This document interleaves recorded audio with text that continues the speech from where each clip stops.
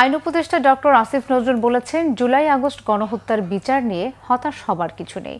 বর্তমান সরকারের আমলে এই বিচারের রায় পাওয়া যাবে। আর বন পরিবেশ উপদেষ্টা সৈয়দা রিজওয়ানা হাসান বলেছেন, জুলাই হত্যার নির্দেশদাতাদের অনেকেই পালিয়ে গেছে, তাই অনেককেই বিচারের মুখোমুখি করতে না পারাটা আফসোসের বিষয়।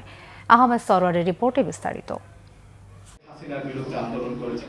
জুলাই পুনর্জাগরণের অনুষ্ঠানমালার অংশ হিসেবে জুলাই আগস্ট গণহত্যার বিচার নিয়ে মঙ্গলবার বিচার প্রশিক্ষণ ইনস্টিটিউটে আলোচনা সভার আয়োজন করে আইন মন্ত্রণালয়। এতে অংশ নিয়ে বন ও পরিবেশ উপদেষ্টা সৈয়দা রিজওয়ানা হাসান বলেন, দীর্ঘদিন বিচারহীনতা সংস্কৃতির মধ্যে থাকায় গণহত্যার বিচার নিয়ে মানুষের মাঝে সন্দেহ দেখা দিয়েছে। আর আইন উপদেষ্টা আসিফ নজরুল জানান, বিচার নিয়ে হতাশ হবার কিছু নেই। আমি বিশ্বাস করি এই প্রক্রিয়ার বিচারে হচ্ছে ইনশাআল্লাহ আমাদের সরকারের আমলে আপনারা কাঙ্ক্ষিত যে মামলাগুলোর রায় যাচ্ছে সেগুলি পাবেন ইনশাআল্লাহ।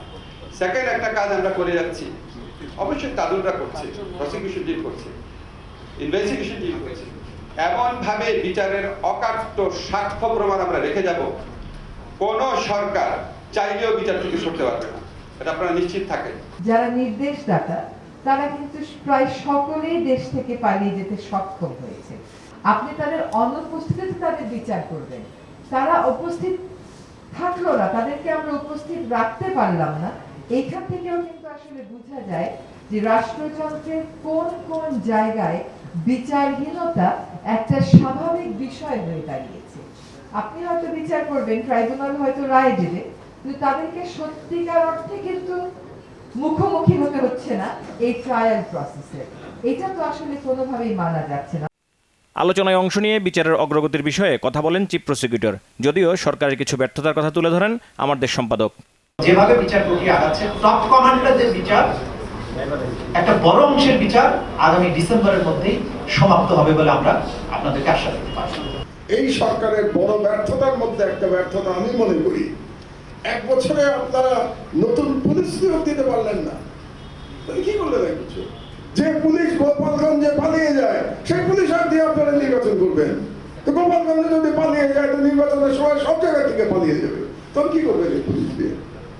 আলোচনায় শহীদ পরিবারের পক্ষ থেকে বেশ কিছু অভিযোগ করা হয়, যদিও তাদের উপর আস্থা রাখার অনুরোধ জানান আইন উপদেষ্টা। যাদের রক্তের উপর দাঁড়িয়ে উনি আজকে প্রধান উপদেষ্টা, এবং অপ্রিয় সত্যি হলেও বলবো, উনার 1000 কোটি টাকার ট্যাক্স মাফ করে নিয়েছেন। উনি অলরেডি 6 মাসের দণ্ডিত আসামি ছিলেন, সেটা মাফ করে নিয়েছেন। উনি অনেকগুলো প্রতিষ্ঠানের পারমিশন নিয়েছেন আমাদের সন্তানদের রক্তের উপর দাঁড়িয়ে।